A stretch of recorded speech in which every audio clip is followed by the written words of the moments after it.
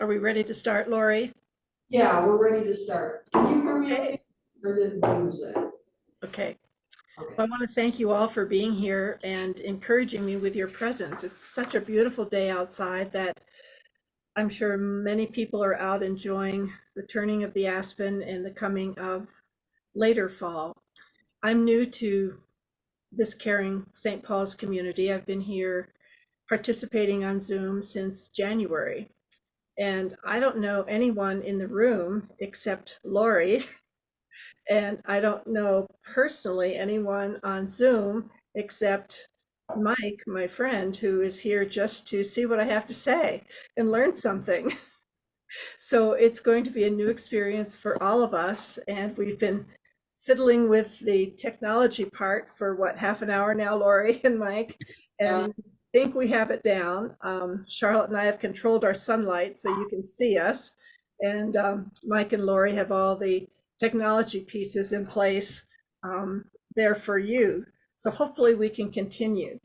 One of your questions might be as we start is, why do I do worship and this kind of thing via Zoom? Why not in person?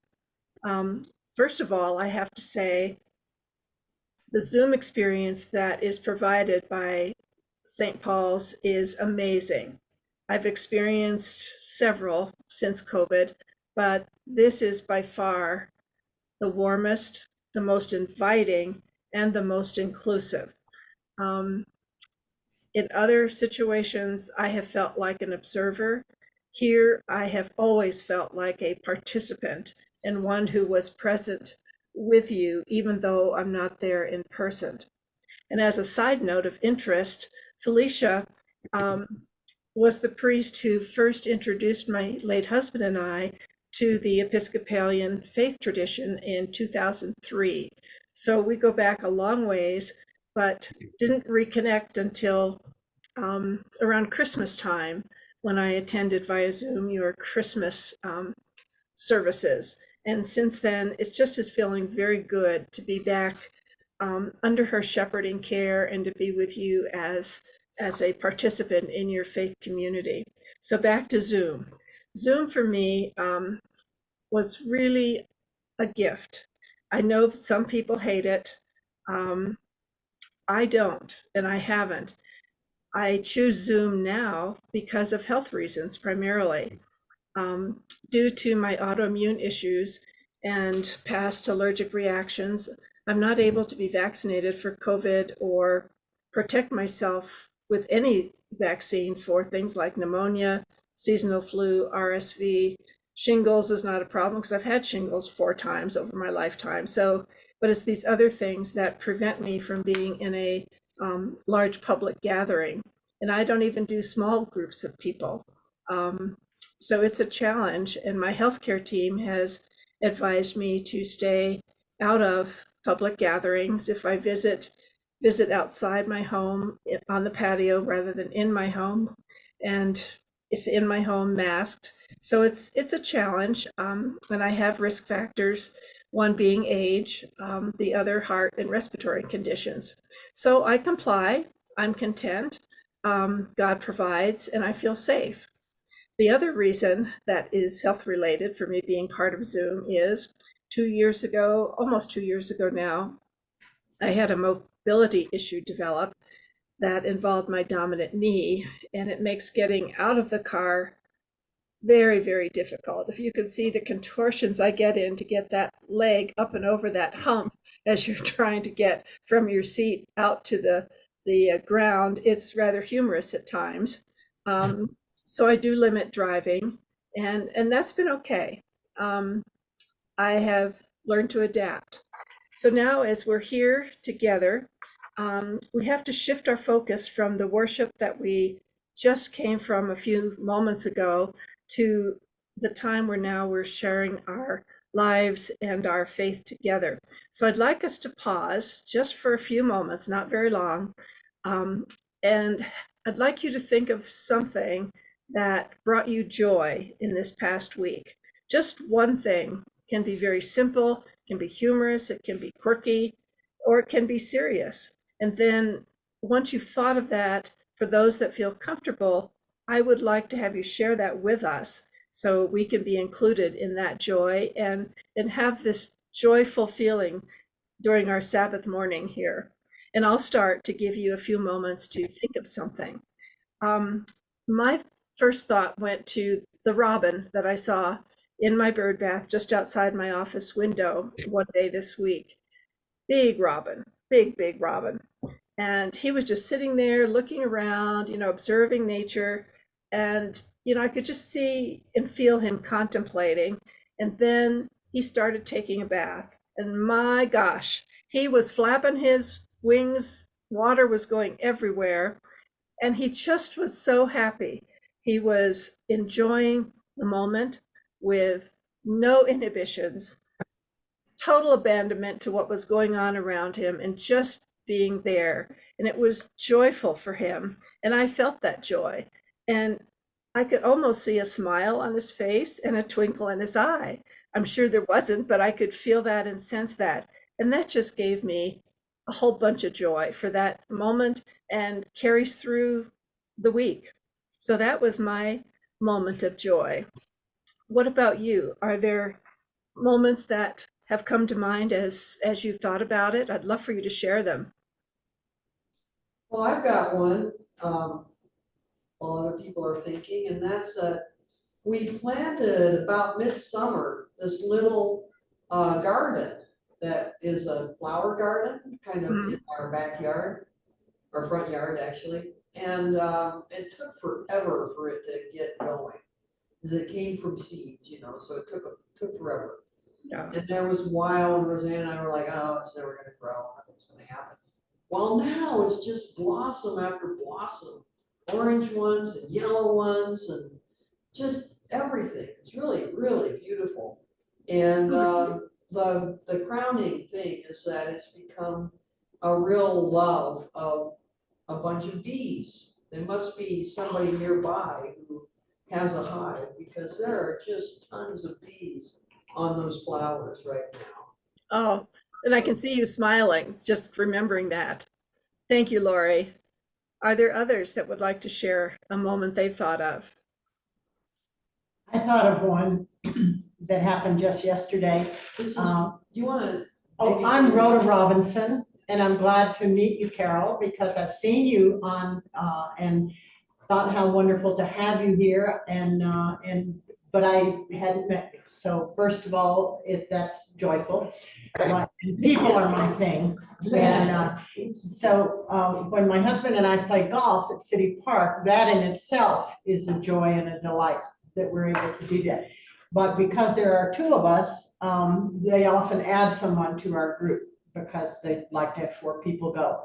And we have had a string of the most delightful people show up to play golf with us. And it's just 9 holes, and we just go. And like yesterday, Randy joined us. And the very first hole, Mike hit like a 45-foot putt from just off, and it went in. Well, this guy was ecstatic. He laughed, and it was beyond, I was sort of, what's happening here, and it was, but it went on for 9 holes, no matter what happened. He was joyful, and he was laughing and joining and telling us how wonderful, and I just left with, all filled up. It was so nice. So that was my joy moment. Oh, that's good. Thank you for sharing that. Don't know him, never knew him before, probably won't ever meet him, but it was a joyful moment. Good. Anyone else before we move forward? Young and Joe both, so. Go ahead, Joe. Yeah. Carol, I'm Joe Bayetti, and I've seen you many times on Zoom when I was also on Zoom too. So good to see you. Thank you. I had a special day for lunch, at lunch with friends on Thursday. They're actually members of Trinity, long-term members. And it gave me joy that knowing the differences and things that have been going on between our churches and still not all settled, it felt good to be with them and to share with each other. But the other thing is, he's 92. He's a strong Minnesota Norwegian and probably lived till 102, God willing. His wife has dementia, but she was there and we were able to visit also. And that gave me joy and satisfaction Yes. to know knowing what I had just been through with Lawrence, to be able to support them and to share things with them that I had been through and that they're going through. That brought me joy. That's it. Friends do bring us joy, I think, in many, many ways. Thank you for sharing that. Hello, I am Woody. We are a long time St. Paul's member. And I actually been wondering when we were gonna meet you. And I thought we were gonna meet you in person today, but obviously you are on Zoom. Anyhow, nice meeting you. And my Thank joy, you. I always enjoy nature. And I always connect nature with God's creation. But this morning, I Thank was you. looking out, can you hear me? Can you tell me your name? If you said it, I didn't catch it. I am Woody. Oh, yes. Yes.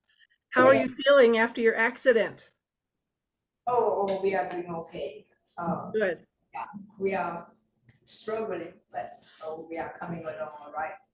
But anyhow, I looked out from our so-called sunroof, and I was looking at my little cherry tomato plants and wondering whether there are still a few more left.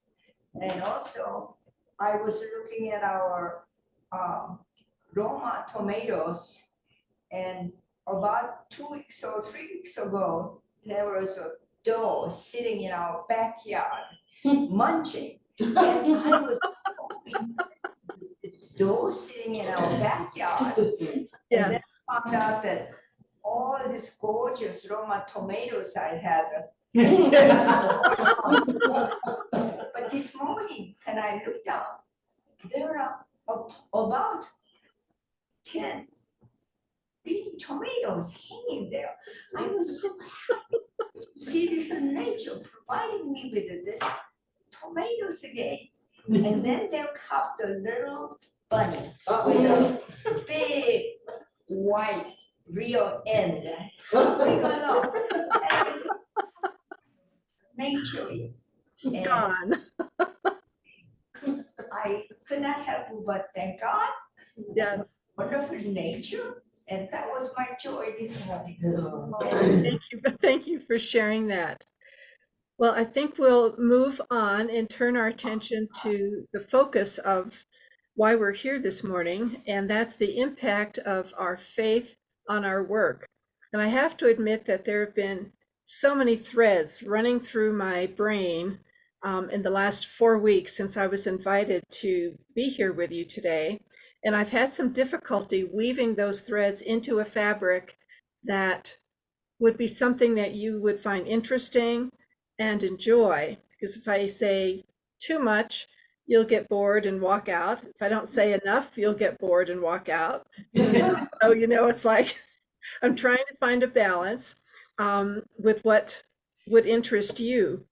And to start, as I was preparing, I have in my office, just beyond my computer, a poem by Pierre Teilhard de Chardin. And this spoke to me as I was working these last few weeks on this. And it says, above all, trust in the slow work of God. Above all, trust in the slow work of God. We are quite naturally impatient in everything to reach the end without delay. We are quite naturally impatient in everything to reach the end without delay. And so I think it is with you. Your ideas mature gradually. Let them grow. Let them shape themselves without haste. Don't try to force them. Don't try to force them. Only God can say what is gradually forming within you and what that will be. Give our Lord the benefit of believing that his hand is leading you. Give our Lord the benefit of believing that his hand is leading you, and accept the anxiety of feeling yourself in suspense and incomplete. And accept the anxiety of feeling yourself in suspense and incomplete. Now, this is a really tall order for those of you that don't know me, which is everyone except Michael. I like to think in a linear fashion. I totally dislike mystery, suspense, risk. It's a challenge for me to step outside those boundaries and become vulnerable. But that's where faith comes in. And my faith is deep in my heart, and it's at the core of my being. It's who I am, and it has been since I was a young teenager. And today, not knowing what would be helpful, I really went to the words of Tilliard and said, give God the benefit for believing that his hand is leading me, and accept the anxiety of feeling myself in suspense. So that's how I come to you today, with a bit of mystery and not knowing what to share, how to share, and also knowing this will be on YouTube for the world to hear. So, a lot of pressures here. So that's my faith. My work is interesting. My first response to this when I was invited to be here was, gosh, I have nothing to say. I've been retired for 20 years. What do I have to offer? And of course, I was encouraged to think beyond paid work. And I thought, I don't know. It's been so long. And so I pondered, before I said yes, I really prayed about it. I pondered it in my brain, and thought a lot about work. And then I came to the conclusion, with the nudging and whispers of the Holy Spirit within, that I do have work, and I have been working. It's not been paid work. It's not been work as I'm used to, but there is work. And I cannot talk about work without also talking about fear, because fear has always been a big part of my life. And I have to admit that the usual scriptures and platitudes that people say to one who is feeling fearful really haven't worked for me. They just sort of roll off of someone else's mouth, and they think that that's just going to make everything better. Doesn't help me one iota. What does help me, I found, is that I just need to stop everything, be in the presence of God for however long it takes, and yield and release the situation and my emotions to him, and then give thanks for knowing that he will provide. And based on my past experience, he will provide in ways that exceed my expectations. So my faith deepens with each fear that arises. I'm not comfortable with fear, but my faith propels me into the eye of it. And so I have to deal with it.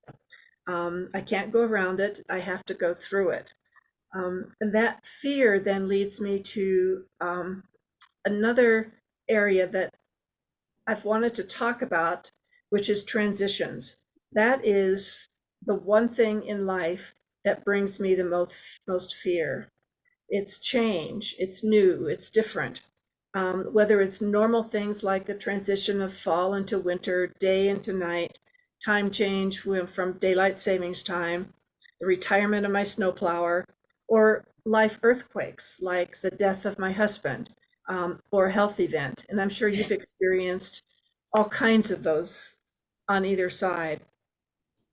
And these times have deepened my faith in ways that I really have never expected or anticipated. And by transition, I mean the process of changing from one thing to another, whether it's a behavior, a situation that you're in, a perception, any kind of transition, any kind of change that we're exposed to. In my DNA, unfortunately, God did not put any chromosomes of change in my body. So it's been a hard one that demands a lot of faith. And when you're in transition, everything is gray. There's no immediate answers to anything. It is uncomfortable. And this is where we're really tested in the gray areas of life. And faith is required to move through those transitions. And God has used those times in my life to further develop and hone my faith and trust in Him. And you're thinking there, I can't see all your faces, but I can imagine what's going on inside. And that is, what does a transition feel like?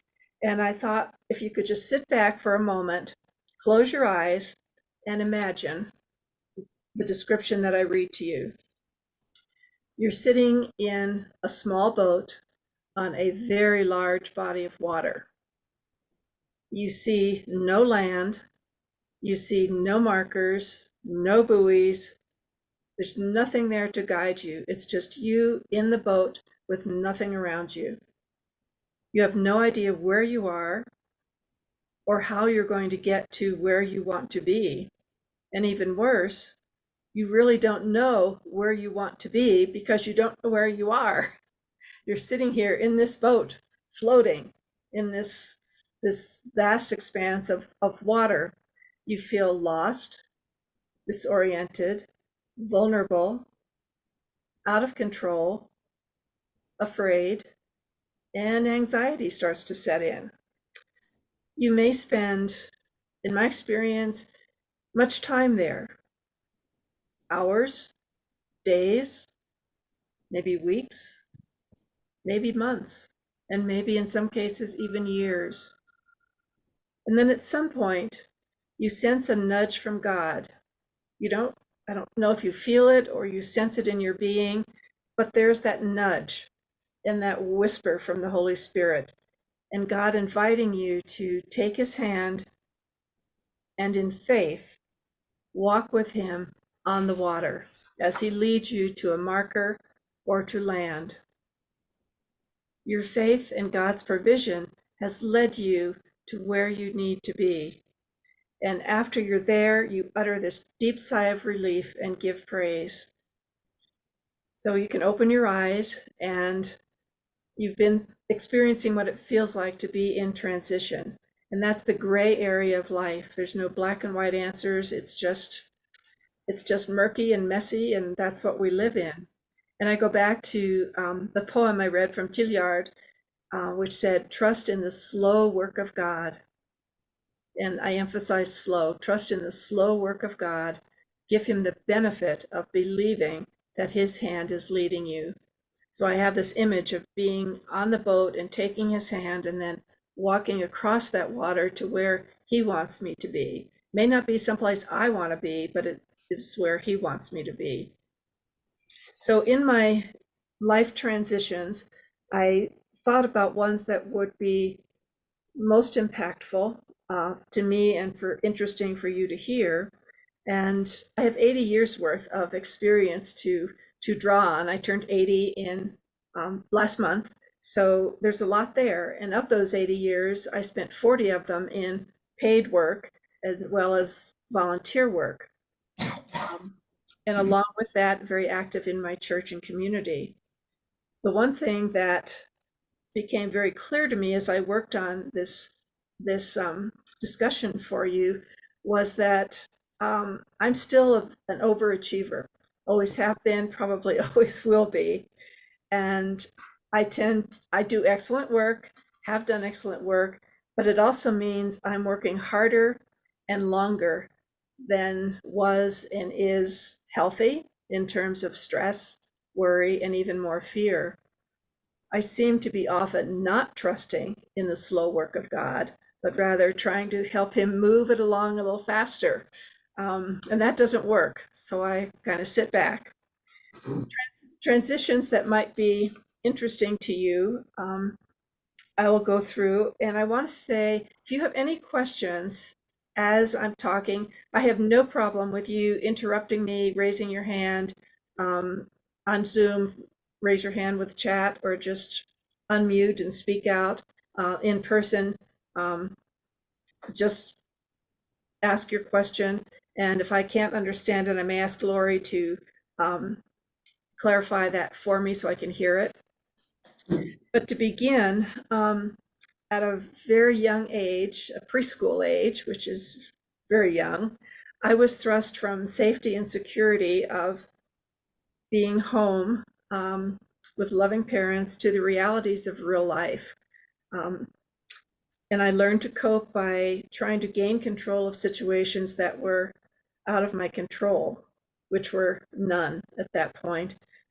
I developed black and white thinking, which grew as I got older because that was just an easy way to be in charge, to be in control. And it wasn't till later that I figured out that life is not black and white, life is very gray. Sometimes dark gray, sometimes light gray, but very gray with no answers. I was an only child in the early 1940s, raised by my dad, who had sole custody of me. My parents divorced early, and it was almost a stigma in that early time for a father to have sole custody of a daughter. And divorce was not really something people like to talk about. So that was strange. I grew up on a large dairy farm in a very small village in north central New Jersey. So it was a small experience. It was I didn't have a lot to draw from in terms of role models. My classmates had very different home lives and living environments than I did, and it was difficult to make friends because I always had to go home and work and do work on the farm. So translating that, what I was experiencing into the world that I needed to function in was difficult. I had no role models. My grandmother became my mom because my dad needed someone to care for me during the day and when he was working and I was home. So we did move in with my grandparents on the farm in a large farmhouse. We lived upstairs, they lived downstairs. And she was the mother I didn't have. She was a godly woman of faith. But she wasn't dialed into the nuances again that I was experiencing out in the real world. But she instilled in me just a faith that was solid. And my image today is as vivid as it was back then when I was a young kid. And that's her stopping her and finishing her early morning work in the kitchen, coming into the living room, sitting in her favorite chair by the window with her Bible, reading whatever she was reading for that day, and then praying, and then just being there and being still and silent. And that just to this day is a very special memory for me. But she died when I was 14, and it really rocked my world. More fear. I couldn't control what was going on. I had to take over all responsibilities of managing a household for my dad and my grandfather, which included making meals, preparing meals, clean up, along with my daily farm chores and school. And looking back, I'm not sure how I survived all that, but somehow God was present and I did. But the beginning of my overachievement roots started sprouting and working their way down deep within me because it gave me a way to control even small parts of my life. I knew God had been a part of my life all these years up through 14, but at 15, I really just became personally aware of who he was and what he meant to me as a person, not what he meant to my parents, my relatives, to the church, but what he meant to me deep in my heart. And that began my personal relationship with him. And it's continued ever since, giving me deep roots to navigate life as I need to. And unconsciously, my dad modeled overachievement for me. He didn't know he was doing it. I didn't know he was doing it until, I reflected upon it. He worked really hard on the farm and mostly by himself because we didn't have the financial resources to employ people to help. So he was working 7 days a week, 52 weeks out of the year. He'd start work at 4 in the morning and finish at about 7 at night. And he worked in spite of injury, in spite of illness, in spite of my wanting him to be at a special event at school. He missed my 8th grade graduation because of an emergency on the farm, and things like that. He just was not present. He was always working. However, within that context, he always made sure that he was home in time to get me ready for bed and read me a Bible story and put me to bed. So that was, again, exercising my roots of faith and understanding where some of my challenges in life have come from. And at first, I think I resented him, and I actually resented being on the farm. I didn't have the life of a normal kid, and yet the cows had to be milked twice a day. They had to be fed. They provided me with food. They provided me with, delicious cream off of the top of the milk can. So, it was a good experience, but I'm glad it's over. I learned a lot.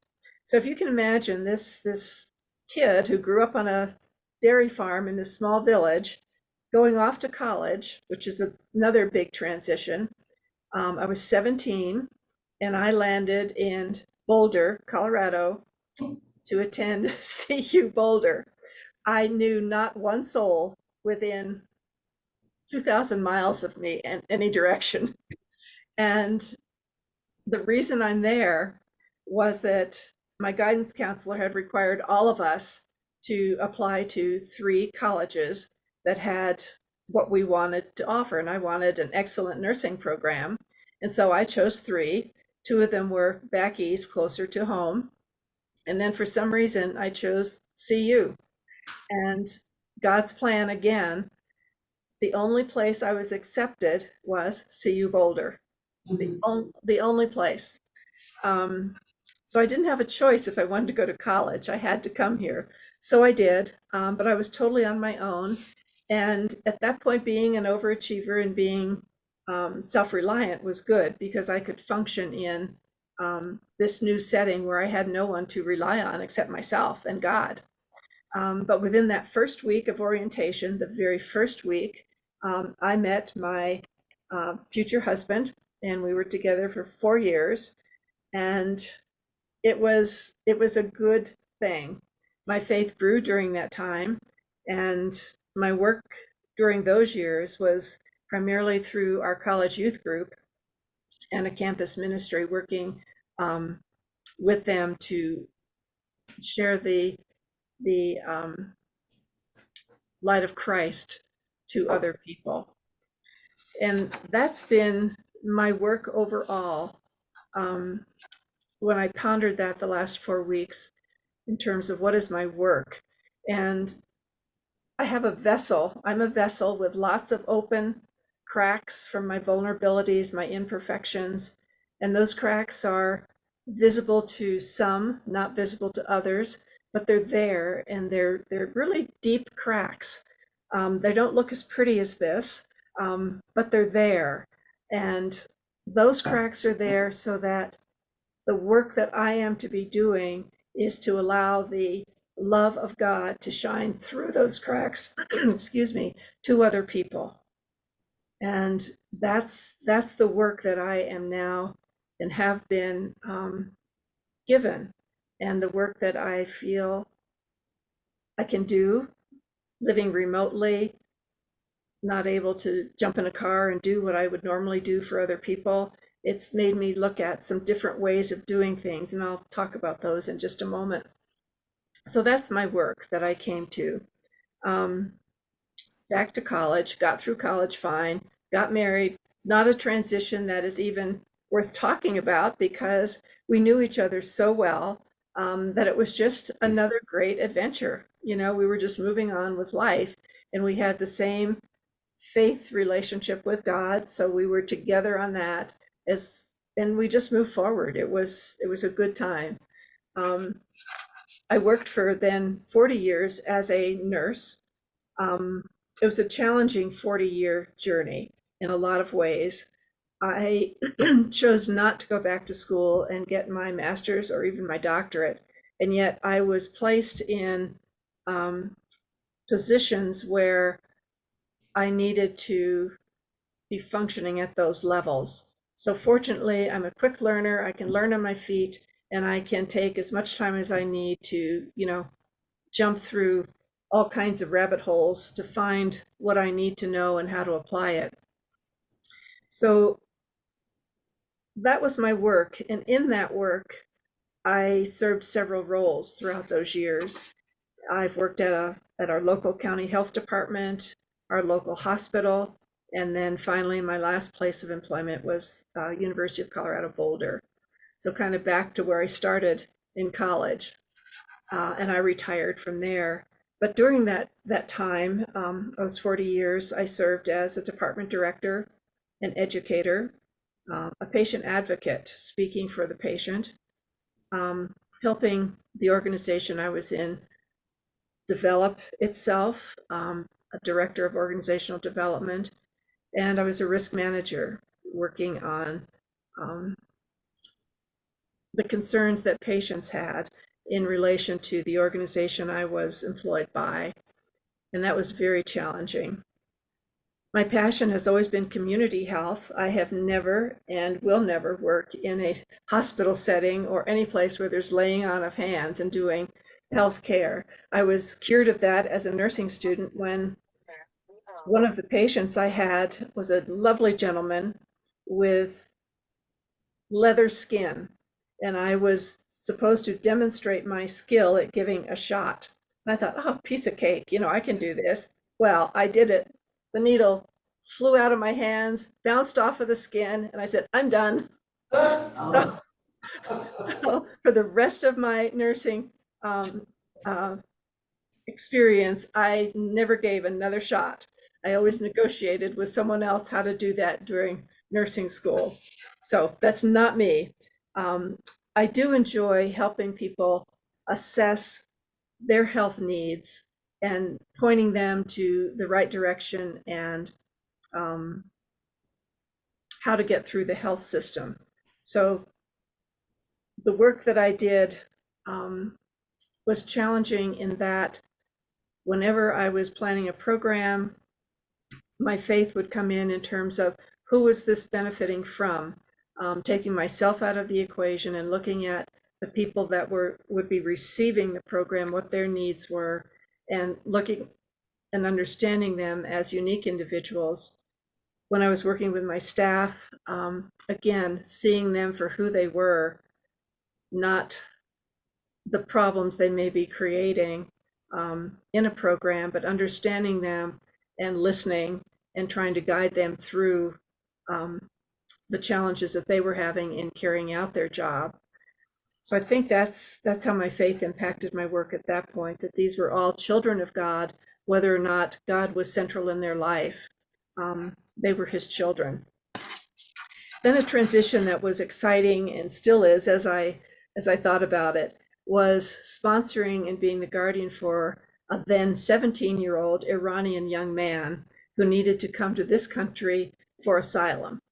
You talk about risk. That just blew my mind. My husband was fine with it, and it came about through our church community where his sister, whom we had gotten to know very well, reached out to us on a Labor Day weekend and said, will you do this for my brother? My parents need to have him come now. And it was now. So we said yes, we would do that. And it was probably one of the best things we have done in our life. He is still in my life. He's now 60, living on the West Coast with his own family. Delightful. And he is there whenever, I yell, hey, help. He's there. He's been present during some difficult times in my life, physically present.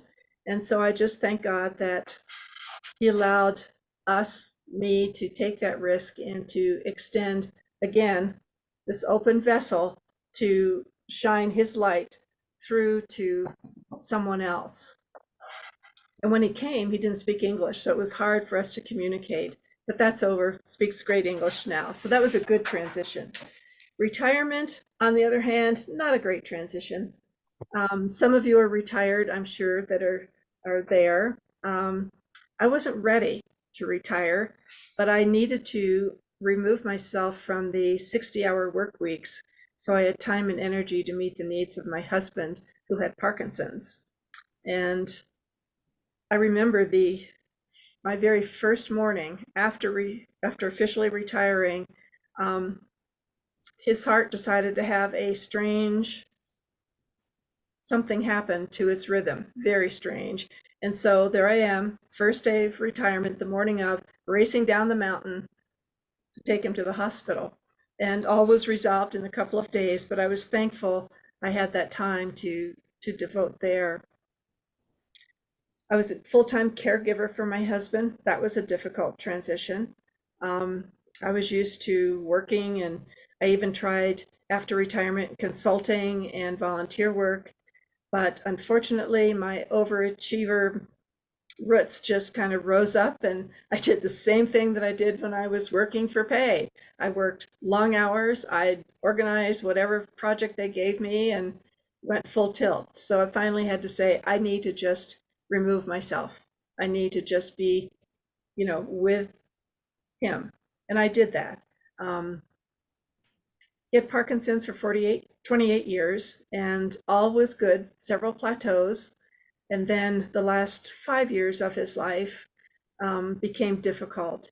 And Michael, that you see on screen, was one of his caregivers when I really allowed God to sit me down, put on my big girl pants, and say, you cannot keep doing this all by yourself. And so Michael was with us for 2 years.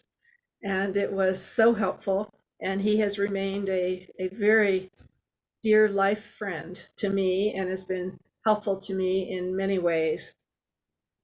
But being a widow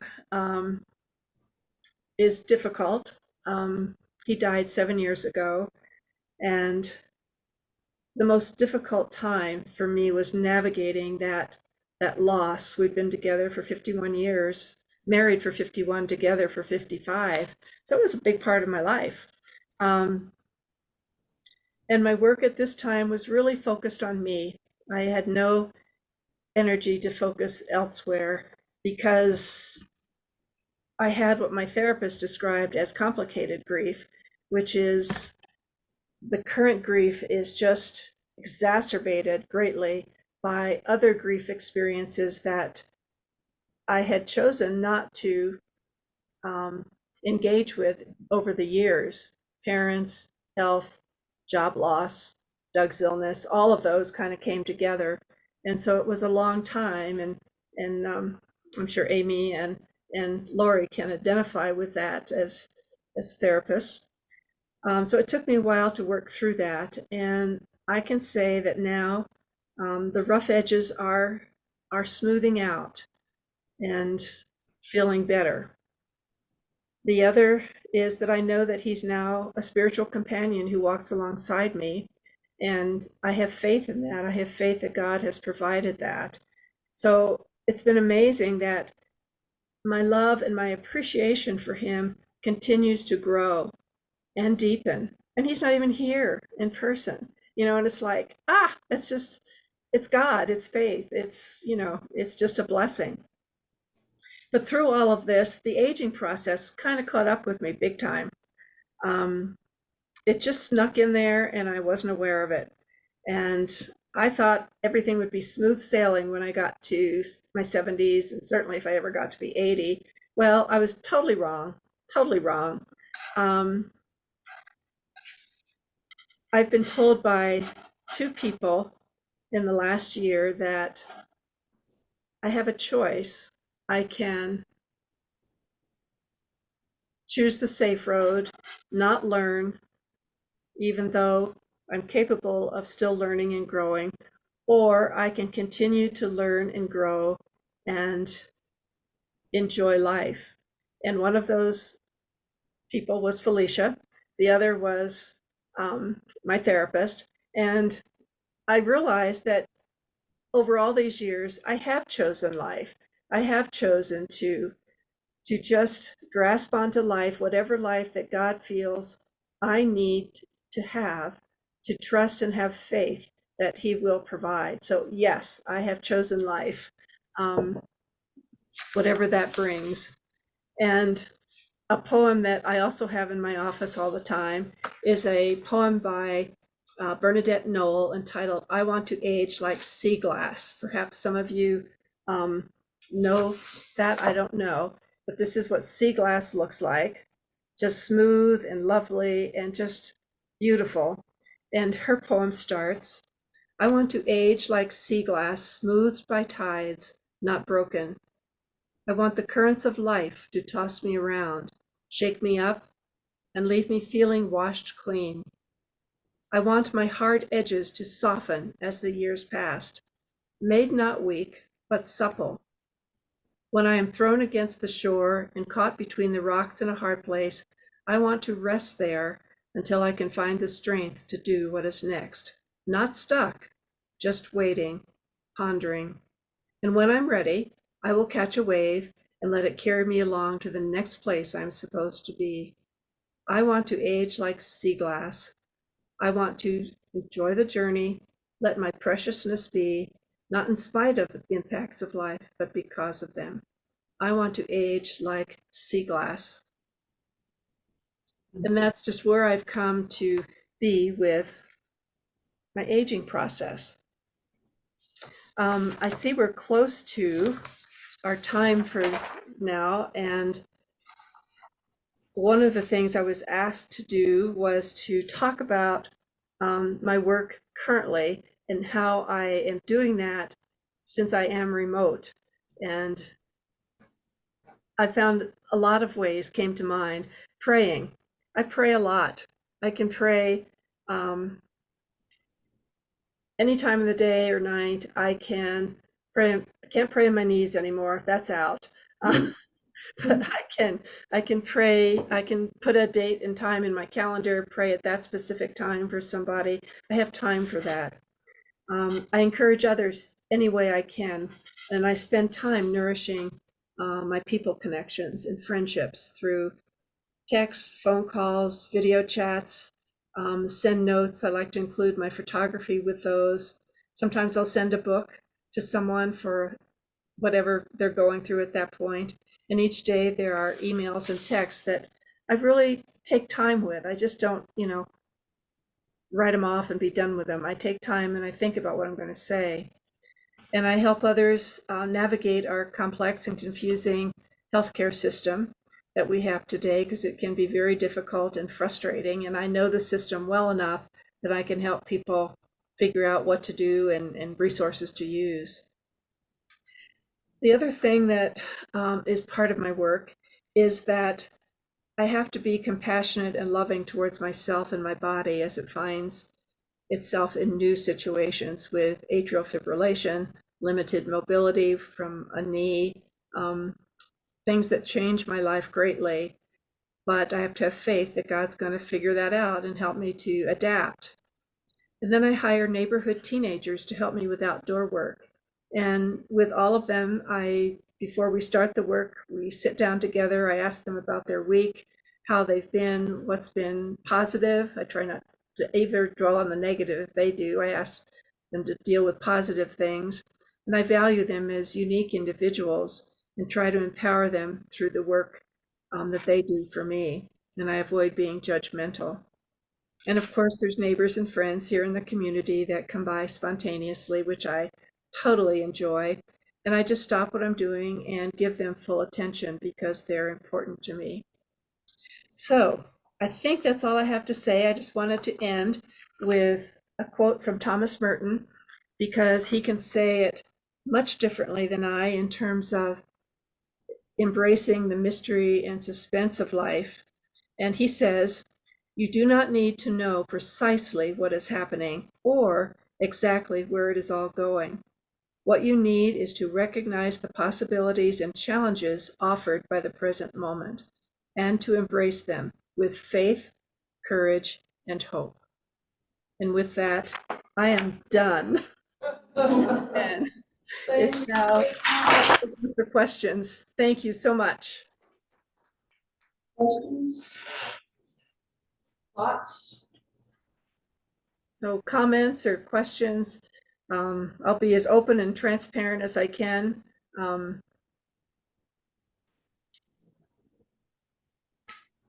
I'm interested in the whole Rhoda again. And as I said, people are my thing. And you offer an opportunity, it seems to me, to grow our remote presence. And God's call to all of us. I worked with kids in schools, first of all, mostly, who had disabilities just when we didn't used to let them go to school. Mhm. So I'm aware of people who are basically have been isolated from our society. And I think as much as I'm not good at using digital stuff and resist it, well, I try not to resist it, but I'm not good at it. Anyway, you, on the other hand, through your life have made an art of that and your willingness to share. And so I just see possibilities, and I don't know between you and Lori how we might think about that and ponder ways that we can be more accessible to more people. I think that's something that COVID made happen. If you want a good outcome of COVID, that's how I've come to look at it. And the possibilities. Anyway, there's lots of, I don't know where I'm going with that, but I think that there's room for, absolutely for me, but also for us as a community to enhance the accessibility of community to more people who are isolated in various, I mean, there's so many ways we have in our world of isolating people, and we need to change that. And maybe you are one who can help to lead us with that. So I invite you to ponder that a little bit with me at a distance. And then maybe we will, when something comes up, we'll have a chance to ponder together. Thank you. Thank you. Yes, that leaves a lot of room for the slow work of God to start entering our minds, and how can we make God's love shine through this technology that we have and still be of value. Thank you for sharing that. That was very helpful and meaningful. I loved how you framed your talk in terms of transitions, you know, and Yeah. that really is cool. And I could identify with a couple of different ones. One that's up for me right now is my health, you know, and mobility, like you. I myself, because I have hip pain, a lot of hip pain lately, and having a hard time getting around. And I find myself kind of going, oh yeah, I'm in my 70s now, you know, oh yeah. It's like a big surprise, you know. And then the other one was your transition with your husband and his Parkinson's and becoming a caregiver.